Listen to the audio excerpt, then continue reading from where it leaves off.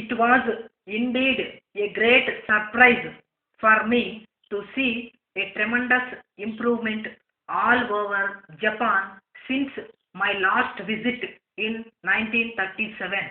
This country had been practically destroyed in the Second World War. However, much bigger and better buildings have now come up in place of the old ones. A foreign visitor is astonished to see a wonderful growth not only in trade and industry in modern Japan but also an increased activity and interest in the daily life of its people. It may be rightly asked as to how this country with no natural resources worth the name had been able to completely overcome the almost total destruction of the Second World War. But during the course of the last 15 years, it had also been able to export all sorts of its products to the four corners of the world. No cotton grows in Japan, but its textile goods have earned a well deserved reputation, both in quality and price. Not an ounce of iron ore is found anywhere in Japan, but it supplies iron machinery and steel ware to almost every other country in the world. Its wonderful achievements lead to the conclusion that it is not the raw materials but men that can make a country.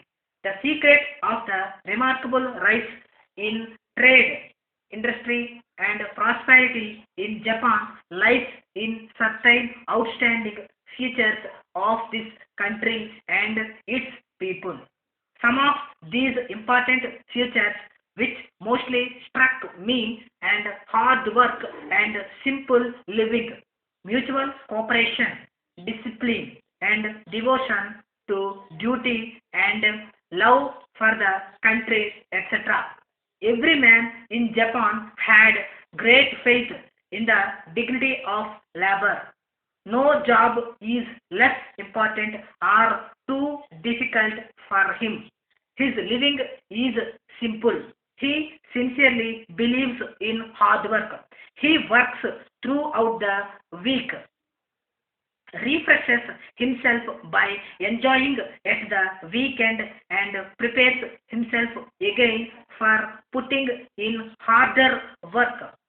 His interests are many and he knows how to make proper use of his earnings and spare time. Religion has no importance for him. An average man in Japan is so busy with his own affairs that he hardly finds time to think or talk ill of others or to interfere in others' business. When he reaches the age of 18, he tries to be self-supporting rather than a burden to his parents. It is pity that our country, which is so rich in raw material and natural resources, depends on foreign countries even for the supply of food. Unfortunately, an average Indian thinks more of his own self, his community, or his party than the country. The net result is lack of cooperation in almost every institution. The main spirit of live and let live has not at all entered our private and official life. Our young men and women are in no way inferior to those of any other country in the world. But the above mentioned qualities which have been made Japan one of the most prosperous and highly developed countries in the world are lacking in our people.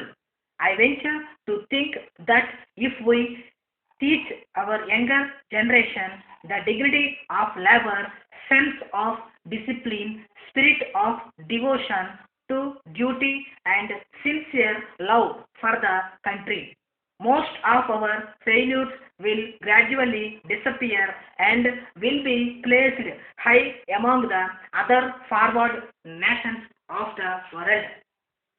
Dear sir, you will remember that a short time ago you wrote to us asking if we had any vacancies on our staff.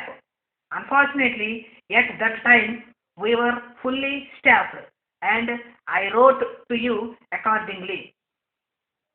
We are very glad to mention that we have since improved our business to a great extent by opening several branches all over the country.